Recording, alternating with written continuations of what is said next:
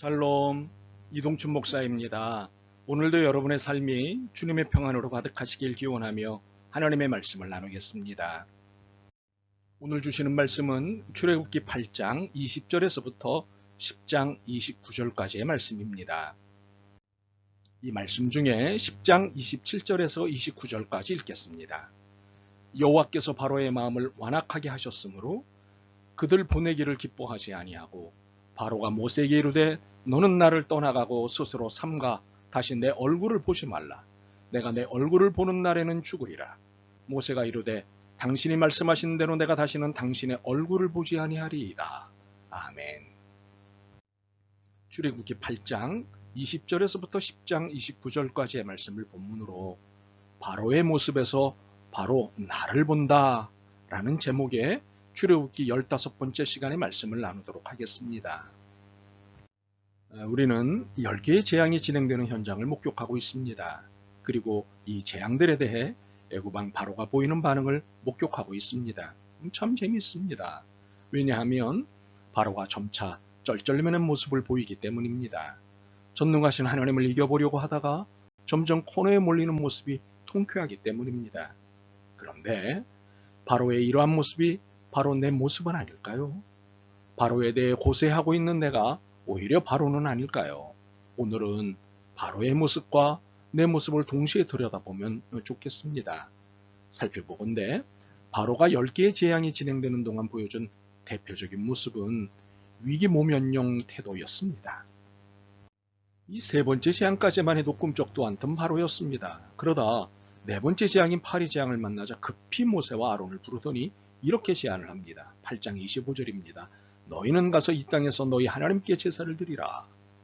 그러나 이 제안은 받아들일 수 없는 제안입니다. 왜냐하면 하나님이 말씀하신 것은 사흘길쯤 광야로 들어가서 하나님께 제사 드리는 것이었기 때문입니다. 그래서 모세는 강력하게 이것을 주장합니다.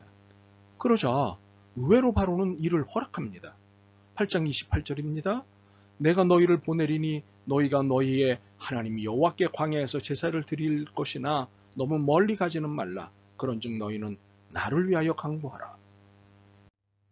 이에 모세는 바로에게서 다짐을 하나 받습니다. 왜냐하면 지난번 둘째 재앙인 개구리 재앙 때 이스라엘 백성을 내보내겠다고 약속을 하고선 개구리가 다 사라지자 태도를 돌변시켰기 때문입니다.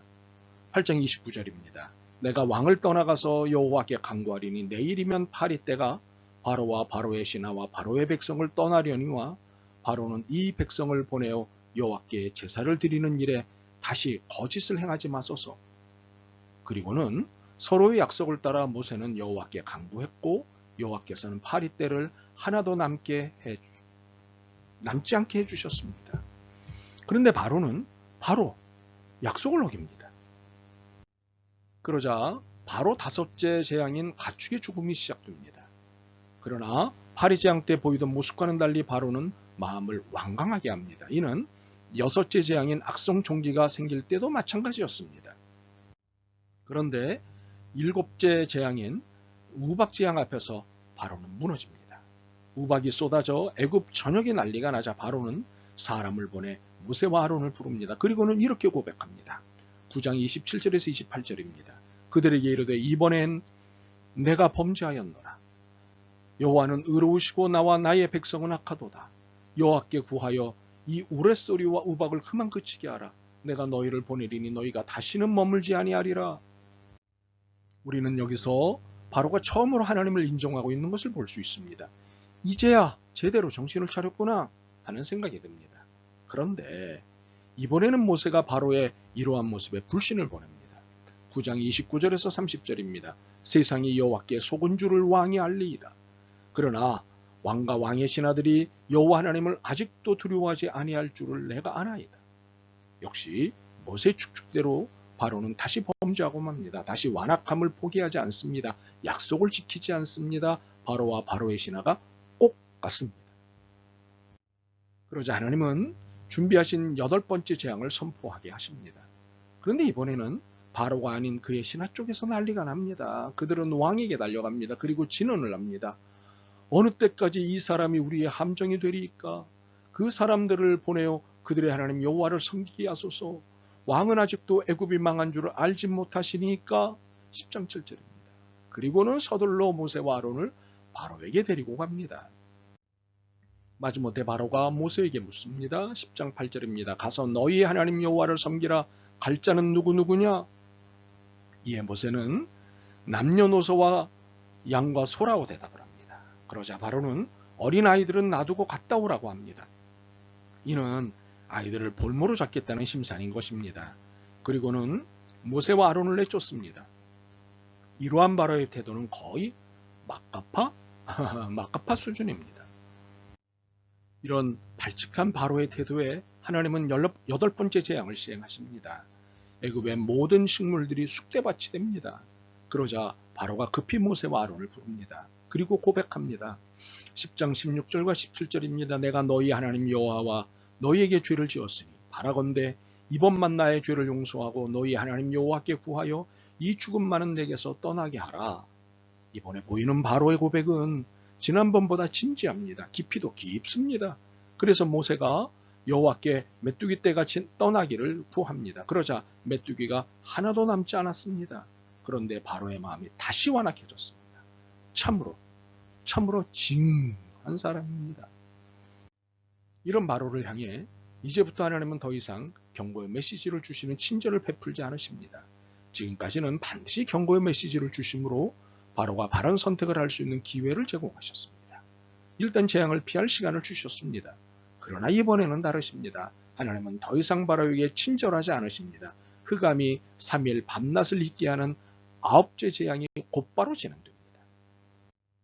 이에 당황한 바로가 모세를 부릅니다. 그리고 타협안을 제시합니다. 10장 24절입니다. 너희는 가서 여호와를 너희의 양과 소는 머물러 두고 너희 어린 것들은 너희와 함께 갈지니라. 지난번 8번째 재앙 때는 아이들은 두고 가라고 한 데서 이번에는 아이들은 데리고 가라고 한 것은 새로운 타협안입니다. 대신 양과 소는 두고 가라는 것입니다. 이런 재산을 볼모로 잡겠다는 심산이지요. 그러나 모세는 단호하게 그럴 수 없다고 말합니다. 단 한 마리도 두고 갈 수 없다고 말합니다. 어떤 것을 제물로 드릴지 모르기 때문에 다 가지고 가야 한다고 말합니다. 그러자 바로가 다시 소위 꼴통을 부립니다. 그들을 보내기를 기뻐하지 않습니다. 10장 28절입니다. 너는 나를 떠나가고 스스로 삼가 다시 내 얼굴을 보지 말라. 내가 내 얼굴을 보는 날에는 죽으리라. 이에 모세는 당당합니다. 10장 29절입니다. 당신이 말씀하신 대로 내가 다시는 당신의 얼굴을 보지 아니하리이다. 자, 4번째 재앙에서부터 9번째 재앙에 이르기까지 바로가 보여준 모습에서 무엇을 느끼셨습니까? 저는 바로의 모습에서 우리말 화장실 들어갈 때와 나올 때가 다르다는 말이 생각이 났습니다. 이 말은 사람의 변심 태도에 대해 우회적으로 표현한 것입니다. 급하고 어려울 때는 이렇게 하겠다고 단단히 약속을 했다가 그 일이 해결되고 나면 내가 언제 그런 약속을 했느냐며 소위 오리발을 내미는 것입니다. 만사를 위기모면식으로 사는 거죠. 참 얄밉고 추해 보입니다. 바로가 이 얄밉고 추해 보이는 사람 중 하나였습니다. 우리는 10개의 재앙이 진행되는 동안 바로의 이 추한 태도가 빈번하게 반복되는 것을 보았습니다. 그런데 우리는 비굴과 뻔뻔함을 반복하는 바로의 모습에서 나 자신을 보았습니다. 참으로 놀라운 일이 아닐 수 없습니다. 위기 앞에 살려달라고 애걸복걸하고 그래서 살려주면 언제 애걸복걸했느냐며 뻔뻔하게 삽니다. 그러다 위기의 강도가 높아지면 각종 신앙 고백을 들이댑니다. 그러다 살게 되면 다시 안면몰수, 결국 하나님이 완전 코너로 몰고 가셔야 겨우 두 발 두 손 드는 뻔뻔함의 극치를 우리는 살고 있지는 않습니까? 첫 번째 재앙이 경고됐을 때 바로가 그 경고를 그대로 받아들였더라면 그는 단 하나의 상처도 없이 살 수 있었을 것입니다. 혹 두 번째 재앙이 경고되었을 때 받아들였더라면 상처가 좀 있었더라도 끝장나지는 않았을 것입니다.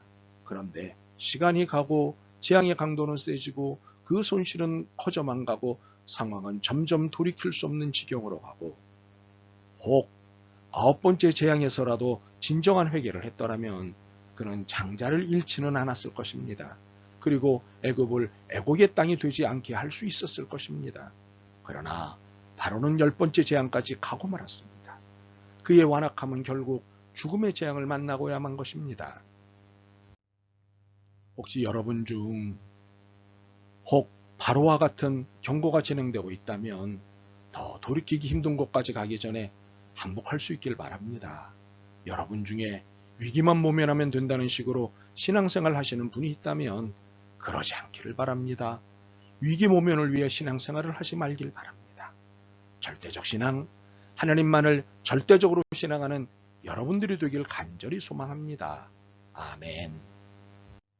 주님, 그렇게도 욕하던 바로의 모습이 곧 저의 모습임을 깨닫습니다. 욕심과 교만과 속임과 가벼움에 장단을 맞추던 저를 긍휼히 여기시옵소서.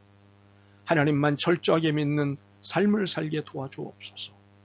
예수 그리스도의 이름으로 기도드립니다. 아멘. 오늘도 여러분의 믿음과 삶을 응원합니다. 사랑합니다.